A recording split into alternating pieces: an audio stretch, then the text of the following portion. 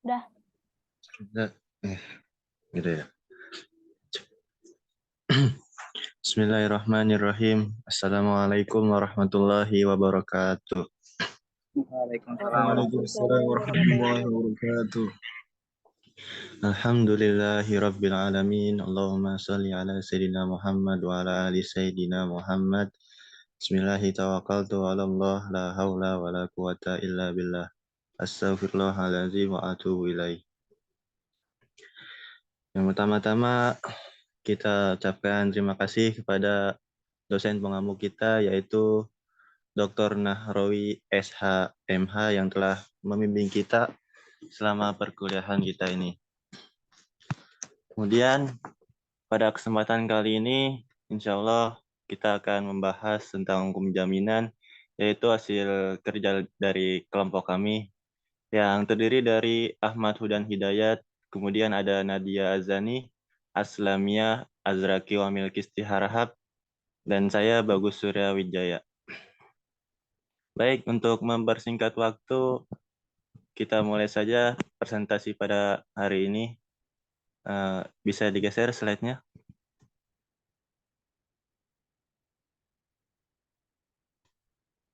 Yang pertama, pengertian hukum jaminan yang insya Allah akan dibawakan oleh Saudara Ahmad Hudan Hidayat.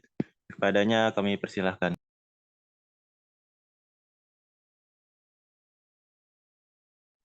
Baik, terima kasih kepada moderator untuk memberi kesempatan.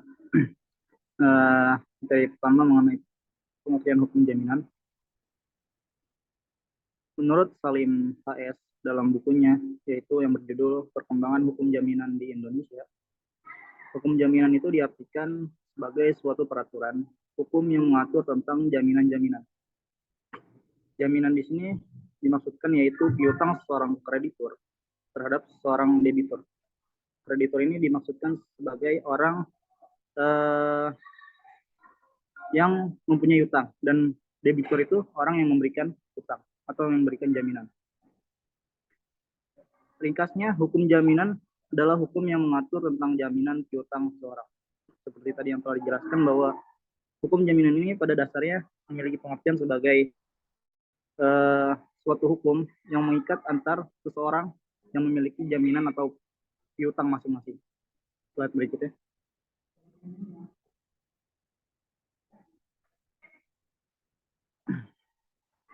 Nah, pembahasan berikutnya yaitu mengenai dasar-dasar atau asas-asas daripada hukum jaminan. Yang pertama itu ada asas public citizen, yang mana asas ini yaitu asas bahwa semua hak, baik hak tanggungan, hak fidusia, dan hipotek termasuk didaftarkan. Jadi maksud di sini itu semua hak yang ada dalam pembahasan hukum jaminan atau dalam ruang lingkup hukum jaminan, yaitu seperti hak tanggungan, hak fidusia, dan hipotek, itu semuanya harus didaftarkan agar memiliki aplikasi yang jelas. Kemudian ada dasar atau asas spesialitas atau asas yang spesial, yaitu bahwa hak tanggungan, hak fidusia, dan hipotek hanya dapat dibebankan atas persil atau atas barang-barang yang sudah terdaftar atas nama orang tertentu. Jadi maksud daripada asas kedua ini yaitu hak tanggungan, hak fidusia, dan hipotek, yang mana ketiga ini termasuk ke dalam kategori hukum jaminan. Ketiganya ini harus terdaftar atas nama seseorang. Jadi jika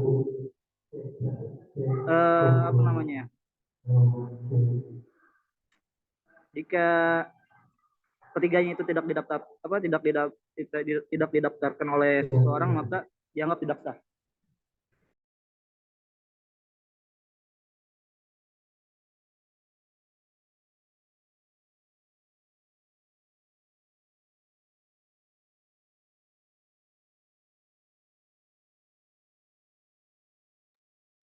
Berikutnya yaitu asas tak dapat dibagi-bagi, yaitu asas dapat dibaginya utang tidak dapat mengakibatkan dapat dibaginya hak tanggungan, hak fidusia, hipotek, dan hak gadai walaupun telah dilakukan pembayaran sebagian.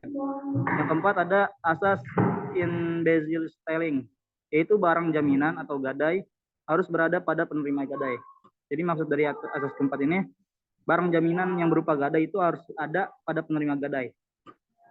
Yang kelima ada asas horizontal, yaitu bangunan dan tanah bukan merupakan satu kesatuan. Maksud dari asas ini yaitu adanya pemisahan antara bangunan dan tanah. Slide berikutnya.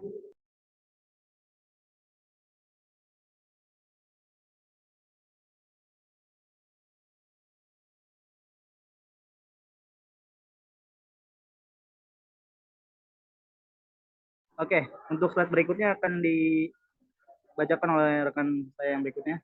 Selebihnya saya kembalikan ke moderator. Baik, terima kasih kepada Saudara Hudan yang telah membaca pengertian hak jaminan dan asas-asasnya. Selanjutnya yaitu pengertian hak tanggungan akan disampaikan oleh Saudara Azra. Kepada Saudara Azra, kami persilahkan. Terima kasih kepada moderator. Dan selanjutnya, pengertian hak tanggungan. Pengertian hak tanggungan terdapat dalam pasal 1 ayat 1 Undang-Undang Republik Indonesia nomor 4 tahun yang dapat kami simpulkan bahwa pelunasan utang tertentu yang memberikan kedudukan yang diutamakan kepada kreditur tertentu terhadap kreditur-kreditur lainnya.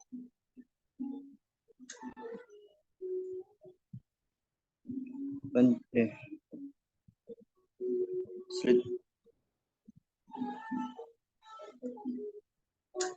ketentuan hak tanggungan. Hak tanggungan meliputi benda secara utuh dan keseluruhan sampai semua utang yang dijamin dengan hak tanggungan tersebut dilunasi. Yang kedua, debitur tidak berhak meminta kembali sebagian dari benda yang dijaminkan meski telah membayar sebagian utangnya. Yang ketiga, pemegang hak tanggungan tetap berhak menahan seluruh benda yang menjadi objek hak tanggungan meski debitur telah membayar sebagai utang. Next.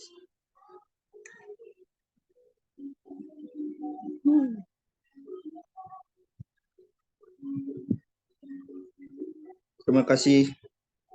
Saya akan kembalikan kepada moderator. Baik, terima kasih kepada Saudara Azra yang telah membacakan pengertian dan ketentuan hak tanggungan. Selanjutnya yaitu pengertian jaminan hipotek.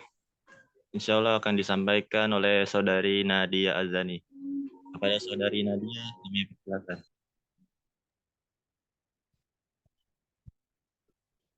Baik, terima kasih kepada moderator. Untuk selanjutnya yaitu mengenai pengertian jaminan hipotek. Menurut pasal 1162 KUH Perdata, hipotek adalah suatu hak kebendaan atau barang yang tak bergerak yang dijadikan jaminan dalam pelunasan suatu perikatan. Atau juga bisa disebut jaminan kebendaan untuk suatu utang yang dimana yang dijadikan tanggungannya adalah barang yang tidak bergerak atau barang yang tetap, di mana barang tersebut dapat tetap pada kekuasaan pemiliknya, dan apabila si yang berutang itu tidak membayar utangnya, dapat dijual lelang. Nah, sedangkan pendapatan penjualan tersebut untuk melunasi utangnya tersebut. Lalu untuk selanjutnya yaitu mengenai ketentuan hipotek. Terdapat pada pasal 1164 KUH Perdata yang dapat dibebani hipotek itu hanyalah yang pertama barang-barang tak bergerak yang dapat diperdagangkan. Lalu yang kedua, hak pakai hasil barang-barang itu dengan segala sesuatu yang termasuk bagiannya. Lalu yang ketiga, hak numpang karang dan hak usaha. Lalu yang keempat, bunga tanah yang terutang baik dalam bentuk uang maupun dalam bentuk hasil tanah. Lalu ada bunga 1/10. Dan yang terakhir ialah bazar atau pekan raya yang diakui oleh pemerintah beserta hak istimewanya yang melekat. Mungkin itu saja yang bisa saya sampaikan. Saya kembalikan ke moderator. Baik, terima kasih kepada Saudari Nadia. Selanjutnya yaitu pengertian gadai yang insya Allah akan disampaikan oleh Saudari Aslamia. Kepada Saudari Aslamia, kami persilahkan. Baik, terima kasih kepada moderator yang telah memberikan saya waktu untuk menjelaskan. Jadi materi selanjutnya yakni tentang gadai. Pertama, pengertian gadai. Jadi kalau menurut pasal 1150 KUH Perdata, pengertian gadai itu adalah hak yang diperoleh kreditur atas sesuatu benda bergerak yang diserahkan kepadanya oleh debitur atau orang lain atas namanya untuk menjamin suatu utang, dan yang memberikan kekuasaan kepada kreditur untuk mendapat pelunasan dari benda tersebut lebih dulu daripada kreditur lainnya, kecuali biaya untuk melelang benda tersebut dan biaya yang telah dikeluarkan untuk pemeliharaan setelah benda itu digadaikan, biaya-biaya mana harus didahulukan. Jadi apa sih usaha gadai itu? Jadi kalau ditarik secara umum, pengertian usaha gadai itu adalah kegiatan menjamin barang-barang berharga kepada pemilik pihak tertentu, yang mana gunanya itu untuk memperoleh sejumlah uang dan barang yang dijaminkan akan ditebus kembali sesuai dengan perjanjian antara nasabah dan juga lembaga gadainya itu. Next slide.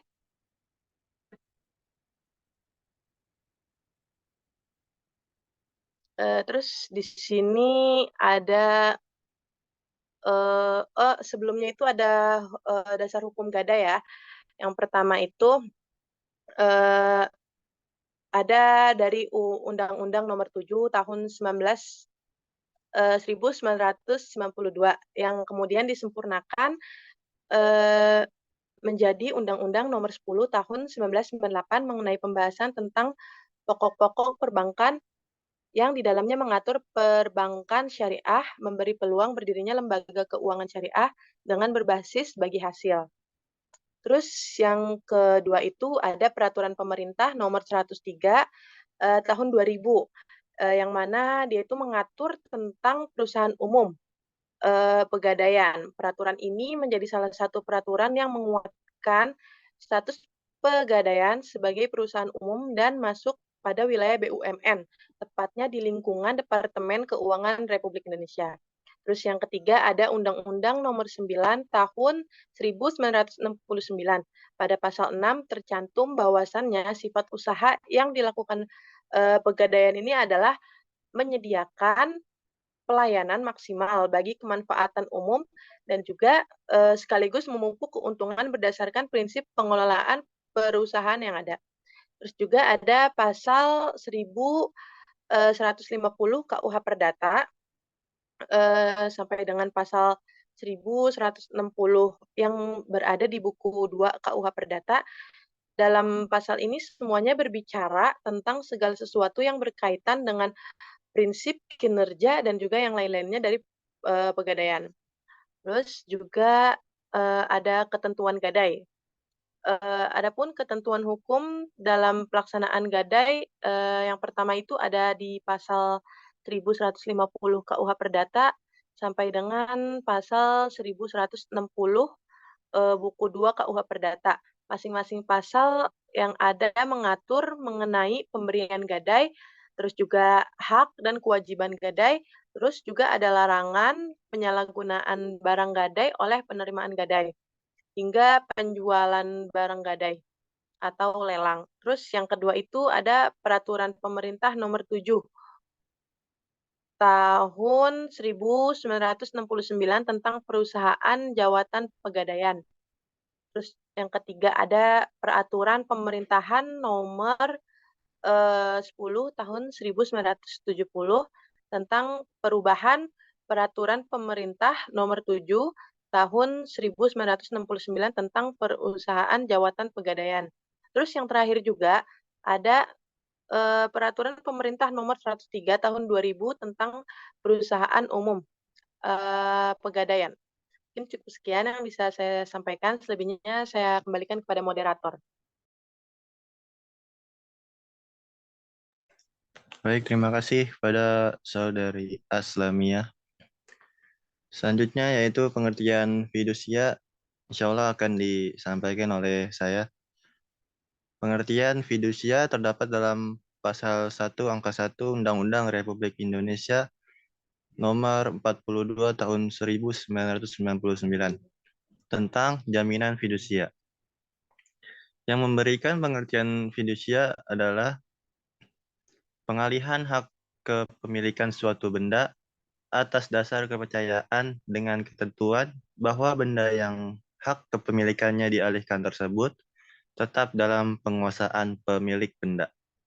Slide selanjutnya.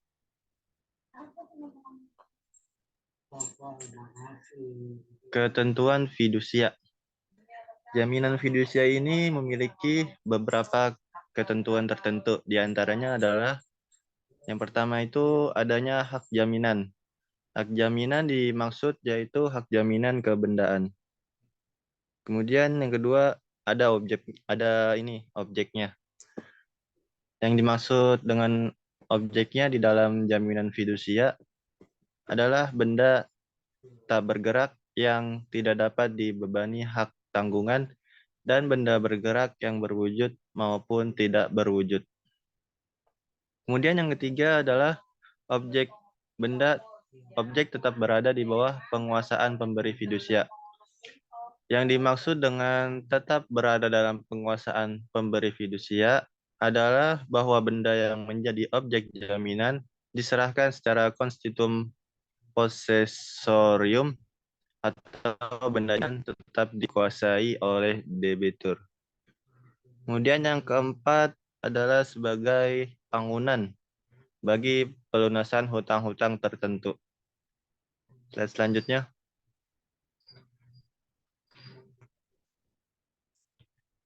Kemudian ada pengertian resi gudang. Ini akan disampaikan oleh Saudara Ahmad Hudan. Kepada Saudara Ahmad Hudan, kami persilahkan.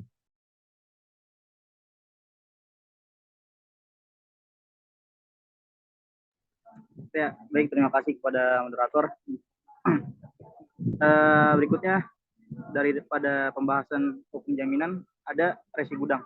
Pengertian daripada resi gudang terdapat dalam pasal 1 angka 1 Undang-Undang Republik Indonesia Nomor 9 Tahun 2011 tentang perubahan atas Undang-Undang Nomor 9 Tahun 2006 yaitu tentang sistem resi gudang, di mana memberikan pengertian bahwa sistem resi gudang adalah kegiatan yang berkaitan dengan penerbitan, pengalihan, penjaminan, dan penyelesaian transaksi resi gudang itu sendiri.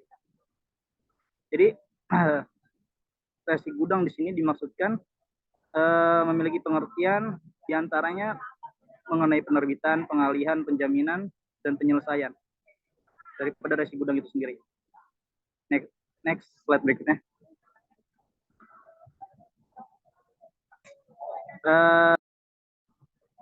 Berikutnya ada ketentuan daripada resi gudang.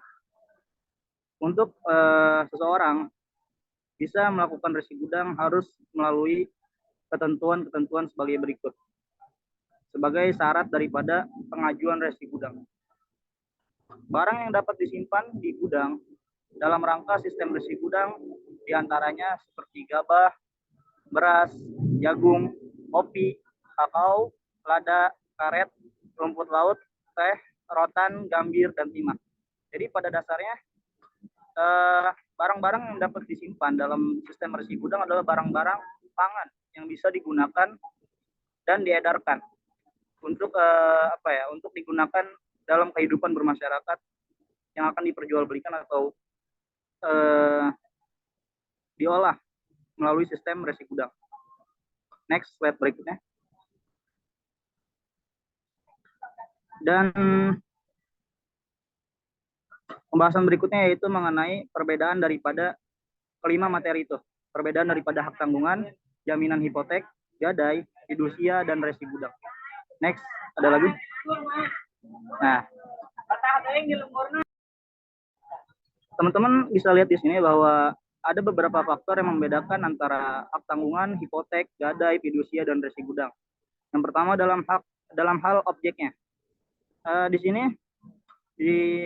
dapat teman-teman lihat bahwa perbedaan dalam hal objek hak tanggungan yaitu hak milik atau HM, hak guna usaha atau HU, hak guna bangunan, dan terakhir hak pakai. Sedangkan objek dalam hipotek yaitu hanya berupa kapal laut dengan ukuran 20 meter per kubik, 20 meter per kubik. Lalu perbedaan dengan gadai yaitu gadai ini benda bergerak, berwujud, dan tidak berwujud berupa hak untuk mendapatkan pembayaran uang yang berwujud surat berharga. Dan perbedaannya dengan fidusia yaitu benda bergerak maupun tidak bergerak berupa hak mendapat pembayaran uang melalui surat berharga. Ini antara gadai dengan fidusia memang hampir sama, tetapi yang membedakan mungkin hanya dalam sistemnya. Dan terakhir adalah resi gudang. Benda bergerak dan juga tidak bergerak adalah objek daripada resi gudang. Berikutnya yaitu subjeknya. Subjek daripada hak tanggungan yaitu pemberi HT atau pemberi hak tanggungan, lalu penerima HT, penerima hak tanggungan. Kemudian subjek daripada hipotek yaitu sama pemberi hipotek dan penerima hipotek, hanya beda penyebutan gelarnya, sebutan ininya sistemnya. Dan subjek daripada gadai yaitu orang yang cakap hukum. Jadi orang yang cakap hukum di sini adalah orang-orang yang bisa dikenakan ketentuan hukum. Lalu di fidusia subjeknya itu ada pemberi fidus dan penerima fidus, orang atau korporasi. Yang penerima fidus ini berupa orang atau korporasi. Dan resi gudang subjeknya itu adalah pemilik barang, hanya pemilik barang yaitu debitor itu sendiri. Jadi pada dasarnya subjek ini memang sama, pemberi dan penerima kebanyakan. Tapi lagi-lagi perbedaannya mungkin dalam sistem penyebutannya atau sistem dari masing-masing itu. Kemudian terakhir ada perbedaan cara pendaftarannya. Yang pertama di hak tanggungan, cara pendaftarannya itu berupa membuat akta pemberian hak tanggungan di PPAT. Lalu ada yang kedua, daftarkan ke kantor pertanahan. Ketiga, baru akan dibuatkan buku tanah hak tanggungan. Sedangkan cara pendaftaran di hipotek yaitu pertama hanya menyerahkan surat ukur kapal, dan kedua berupa buktinya, bukti bahwa kita memiliki kapal untuk digunakan untuk mengajukan hipotek. Kemudian cara pendaftaran di gadai yang pertama membuat perjanjian tertulis ataupun lisan, kedua penyerahan barang. Jadi cara pendaftaran di gadai ini bisa melalui perjanjian secara tertulis maupun lisan dari mulut, atau kedua berikutnya adalah penyerahan barangnya. Kemudian cara pendaftaran melalui fidusia yaitu pertama pembebanan, kedua pendaftaran, ketiga kantor pendaftaran fidusia menyerahkan sertifikat jaminan. Jadi cara pendaftarannya harus melewati pembebanan, pendaftaran, dan baru kemudian kantor pendaftaran fidusia itu menyerahkan sertifikat jaminan. Dan terakhir cara pendaftaran di resi gudang, pertama mendaftarkan barang yang akan disimpan di sistem resi gudang. Kemudian kedua ada uji mutu dan asuransi. Dan uji mutu ini maksudnya adalah menguji apakah barang itu layak untuk ditaruh di resi gudang atau tidak. Kemudian ketiga ada pengelola gudang yang akan membuat perjanjian pengelolaan barang kepada pemilik barang itu. Dan yang keempat baru resi gudang akan diterbitkan pengelola gudang. Mungkin itu saja pembahasan yang dapat saya sampaikan. Saya kembalikan selebihnya kepada moderator.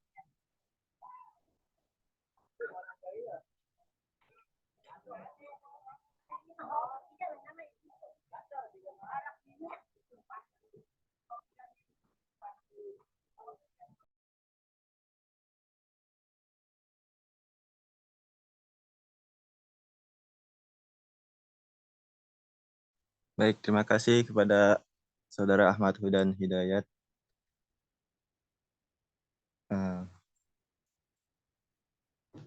Demikianlah presentasi dari kelompok kami. Jika ada kritik, saran, dan pertanyaan mengenai pengertian ketentuan, perkembangan hukum, dan perbedaan tentang hukum jaminan, bisa disampaikan melalui kelompok kami yang tertera di awal tadi. Oke, kita tutup presentasi pada hari ini. Terima kasih kepada teman-teman dan Bapak dosen selaku pengampu mata kuliah ini. Cukup sekian dari kami. Kurang lebihnya mohon maaf. Wassalamualaikum warahmatullahi wabarakatuh. Waalaikumsalam warahmatullahi wabarakatuh.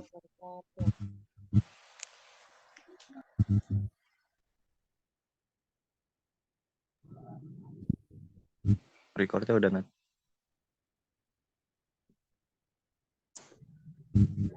Udah di record belum? Udah, woi. Udah. Dimatiin dulu kali.